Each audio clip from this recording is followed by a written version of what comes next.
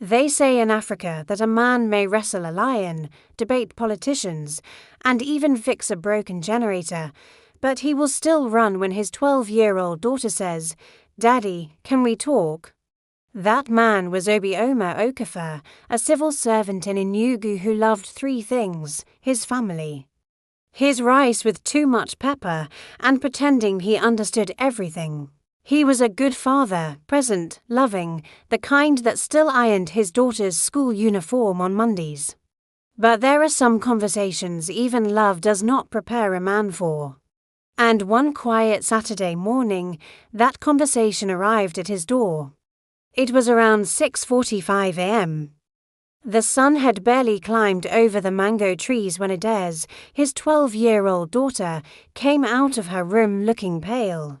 "Daddy," she said softly. "Yes, my princess, I think I'm sick." Obioma, who had been scrolling his phone and sipping tea, frowned. "Sick? What's wrong? Is it malaria again?" "Didn't I tell you to stop eating cold rice from the fridge?" Adaeze bit her lip. "No, Daddy. It's blood. Obioma dropped his phone like it was cursed. "Who beat you? Where?" "No one, Daddy." "It's from me." "From you?" He blinked. "You mean wait, from where exactly?"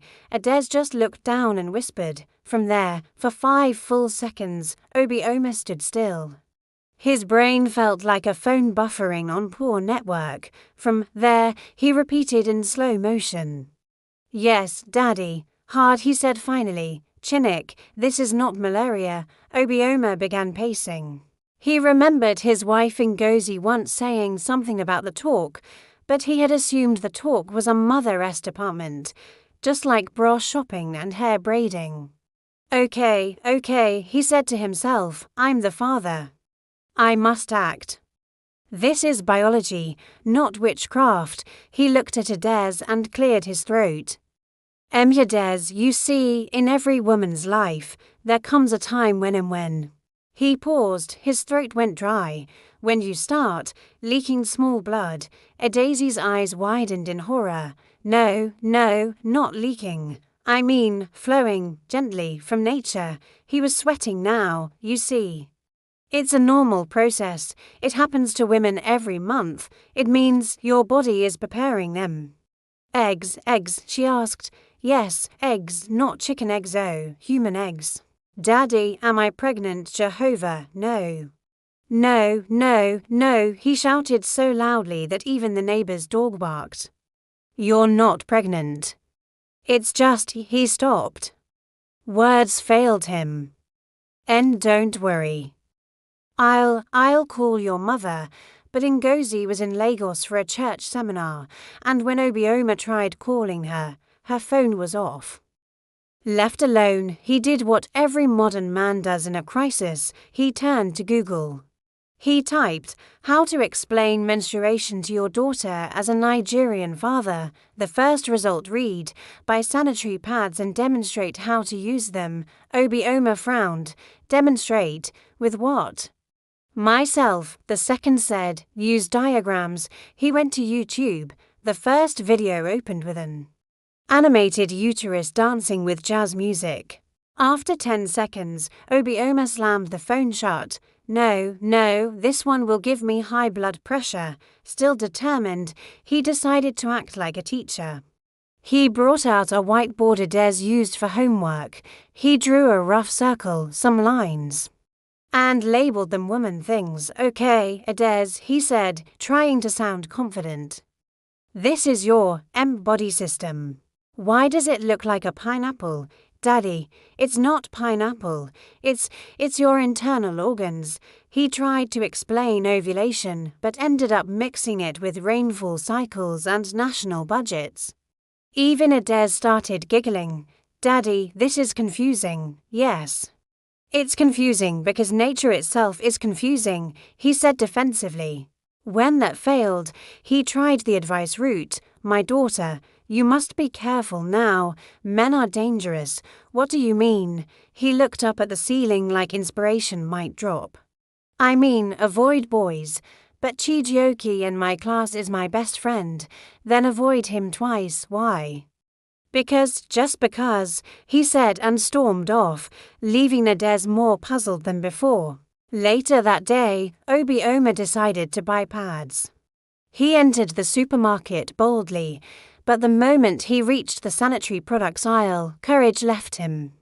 There were dozens of brands, always Lady Care, Veroni, Soft Care, all smiling in pink and purple. A sales girl approached. "Good afternoon, sir. How can I help you?" he stammered. I need, the thing for women. When they, sanitary pads.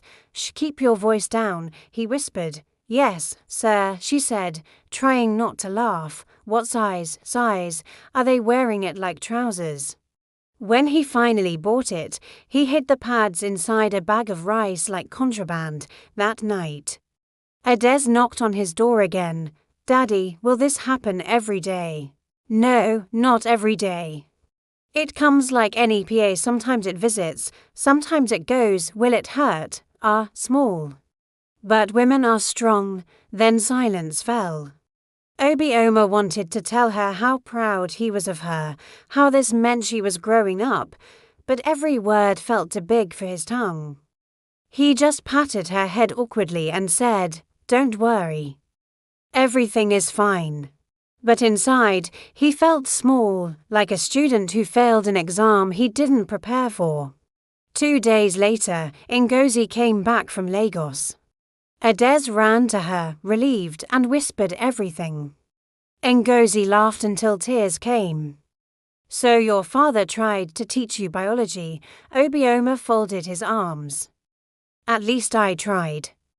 I even bought pads." "Yes, dear," she said, smiling. "But did you tell her what it means to be a woman?" He hesitated. "I tried." Ngozi sat beside Adaeze, her voice calm like evening rain. She explained everything, the cycle, the changes, the hygiene, and the pride of womanhood. Adaeze listened, her eyes wide, sometimes laughing at how awkward her father had been. When they finished, Ngozi looked at her husband and said softly, "You did well, Obioma. You may not have the right words, but you have the right heart." Obioma smiled. "At least my diagram helped small." Adaeze giggled. "A little, Daddy, even if it looked like a pineapple." That night, as the family ate dinner, Obioma looked at his daughter and said, "You see,